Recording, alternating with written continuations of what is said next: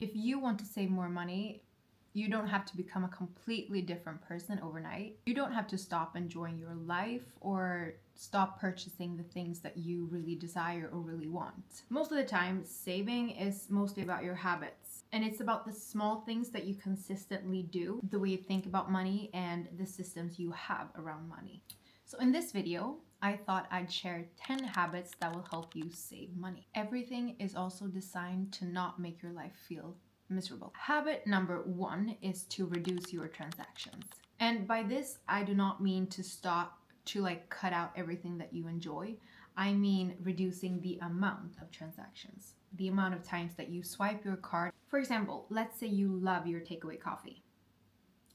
Maybe you should start asking yourself if it really makes sense for you to go out on a random Tuesday when you're already at home and you have access to a coffee machine and actually buy a coffee.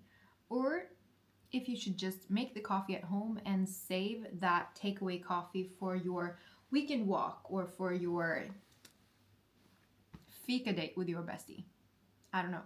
Maybe that makes more sense. The same goes for groceries. Reduce the amount of times that you actually hit the grocery store, and I promise you, you will save a lot of money. Again, this is not about cutting out the items and the things that you love from your life. It is about reducing the amount of times that you swipe your card. Many of us are used to the act of spending. It is very easy for us to start spending. We're used to tapping, to swiping, and ordering things and adding them to cart. We're supposed to get used to spending at a lower frequency. Habit number 2. Stop identifying as a broke girl. Your identity around money, it matters more than you think. And this is because your beliefs really influence your behavior. And your behavior then shapes your results. So if you constantly joke about you being a professional at girl math, and if you're really bad with money and you can't save, then that ultimately will lead to your brain believing it. And that will later on lead to your behavior following. So you might as well spend because you're really bad with money, right? And you might as well buy that because you're an expert at girl math, right? I also think that we should all stop using girl math as an excuse to buy things. You know that inner reasoning when you ultimately succeed in convincing yourself that you need something. That's girl mathing. Sometimes there's nothing wrong with the reasoning. It's just about the final step in that reasoning that you need to cut off, which is the act of spending. The problem here is not the spending itself. It is how we train our brains to rationalize the spending. Let's create a new identity. Someone who is good with money, someone who knows a lot about saving, and someone who does not purchase things that you really don't want. Because, guys, when your identity around money changes, your habits will change as well. Habit number 3 can seem very easy, but it is difficult for many of us, and that is to start looking at our bank accounts. Okay, honestly, I used to be the person who did not look at my bank account. Yeah, I can admit that. Out of sight, out of mind, right? What you can't see, you can't be bothered from, right? Nah, it doesn't work that way. If you want to save more money, you need to know what actually happens at your account. So start looking through it and start seeing where it actually fails you and what happens with the money. I mean, maybe you can find a pattern. Is it many Uber Eats, many small groceries here and there, many coffee dates out? What can it be? It tells you a lot about how you're feeling and your spending behavior as well. Maybe you find yourself ordering Uber Eats every time you're stressed out. Maybe you later on then can find a solution to that. And that might be meal prepping for those days when you are stressed out. Or maybe you're feeling sad. And then you might feel like you have to start dealing with those emotions instead of Uber Eatsing. To be clear, this is not about judging yourself. This is about collecting data. And that data we will need to later on establish a plan for saving. Remember, you cannot improve what you refuse to look at. Habit number 4, it is actually one of my favorites because you can easily romanticize this one. So, make yourself a coffee, sit down, light a candle, put on a playlist, do something that you like. Maybe you can take a little blanket out to the sofa or something, I don't know. and take yourself on a money date. Romanticize budgeting. Because if your relationship with money feels stressful and negative, that is the way you will think about money as well. If you instead create a calm ritual around it and make it feel special and nice, then you will actually start to look forward to it. And I love it now. I look forward to my money dates because then I will feel like I'm put together and I have everything sorted out. And my thing is to do it right away Monday morning because I feel so productive for the rest of the week.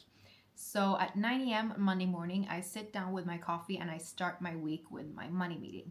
Also, remember that budgeting in this sense does not have to be complicated.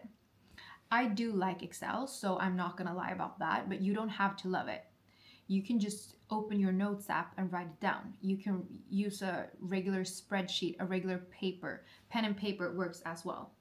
Budgeting is not about Excel. It is about finding a system for your money and an order for your money that actually works. Habit number 5 is to make your savings a priority. So right after all of your fixed expenses are covered, you should start prioritizing your own saving. And by this, I mean that you should set up an automatic transfer to your savings account, which means that you will never even see these numbers. This money will not be there. It's not visible for you on your account. Because if it is, you will find other ways to rationalize spending. Trust me.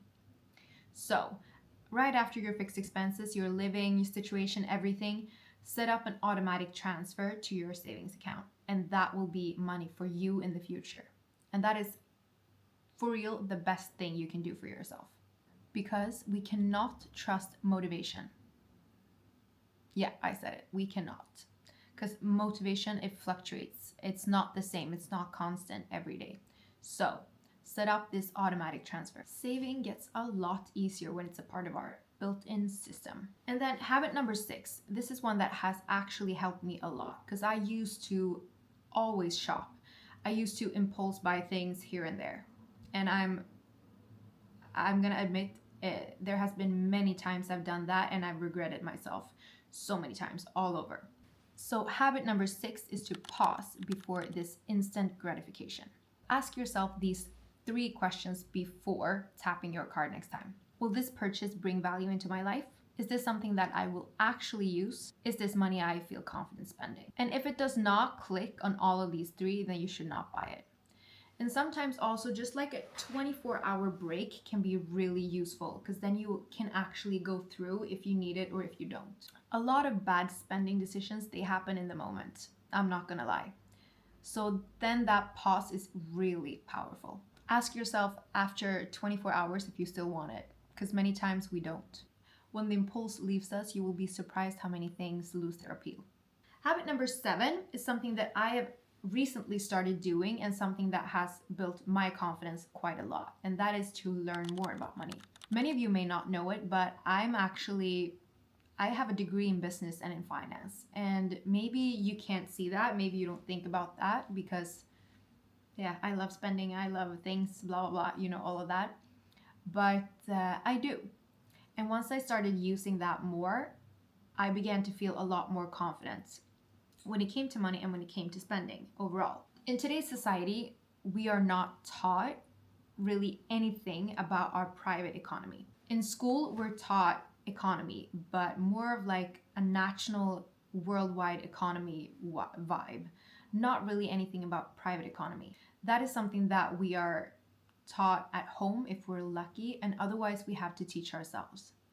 And truth is that one thing does not work for everyone. My advice for you guys is to use YouTube and Google and other search engines to learn as much as you can to create a lifestyle that actually works for you. So find maybe a creator on YouTube that you resonate with and someone that you can actually rely on with a lifestyle that is sort of similar to yours or something that you want to achieve, and start listening to what they're saying. The more you learn about saving, investing, debt, budgeting, all of that, the more confident you will actually feel. And if you feel more confident, you will make better decisions. I swear. And this is especially important if you don't really know how to control your impulses. Remember here, guys, that you don't have to become a financial expert overnight. It doesn't work like that. But learning a little bit at a time can improve your confidence, and that is exactly what we want. Habit number 8 is something that I swear by and something that I find really important, and I think that all of you guys should not, and I cannot stress this enough for you guys, and that is to be reasonable, not rational. You cannot create a budget that falls apart the second life happens, because if it is that tight, then everything will fall apart. I used to do that, and I used to make budgets based on motivation instead of reality. So I sat down when I was super motivated and I created this super duper tight and strict budget. But the second I bought that takeaway coffee, or the second that I went over my grocery budget, I felt like everything was doomed because I could not stick to my budget. And then, well, who even cares? Because I'm bad with money anyways. And then you come in that negative spiral again. Logically, everything sounded smart, but it really wasn't. Sit down with yourself and identify what actually matters to you. Is it being able to buy fresh produce every week? Or is it your nail appointments? Or is it your facial treatments? Or whatever it may be. Sit down and plan for them. Include them in your budget because you will guaranteed not skip those, right? There's something that you're used to and something that you want to prioritize. So make them a part of your budget and try to stick to that. A good budget is not the one that's perfect on paper, it is the one that you can actually follow. Habit number 9, it's quite interesting, and that is to stop bulk buying everything. I used to think that everything bought in bulk is a lot better. Like just bulk buy everything and stash because it's cheaper, right? And that works for some things, maybe like toilet paper or something you'll always need. But when it comes to skincare, maybe you're seasonal, or maybe it doesn't work for your skin in a couple months, and then, or in a year, or when you need a new cream, and then you're stuck with a million creams that you won't even use. Or fresh produce, again, if you're only one person, they will go bad if you bulk buy. Or dairy, it'll go bad if you bulk buy that as well. Ask yourself if it actually is practical or if you get carried away about the idea of saving. Habit number 10 is one for all my fashion girlies out there, and that is to be an outfit repeater. Find your core outfits that you actually feel super confident and comfortable in. Try to work those out and try to find as many variations as possible with those. Make it a sport to make it look different. So wearing one outfit 3 occasions and make it look different. Switch up the hair, switch up the accessories or shoes or anything. Just find your core looks that you feel really comfortable and confident in, that you can always lean back towards. Sometimes we feel like we need something new, even though we might not. It can just be because we stopped seeing the potential in what we actually have already. So also make that a cozy ritual.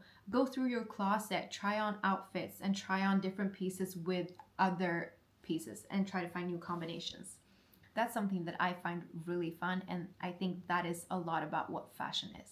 At the end of the day, saving more money is not about becoming perfect. It is about becoming more intentional with your money. It's more about spending with awareness, building habits that support all of your goals, and also create a life where your money goes toward what actually matters to you. And that's it for today's video, you guys, and I hope you loved it. Let me know if you want a part 2 or if you want me to talk about something else. Stay tuned for more. I love you.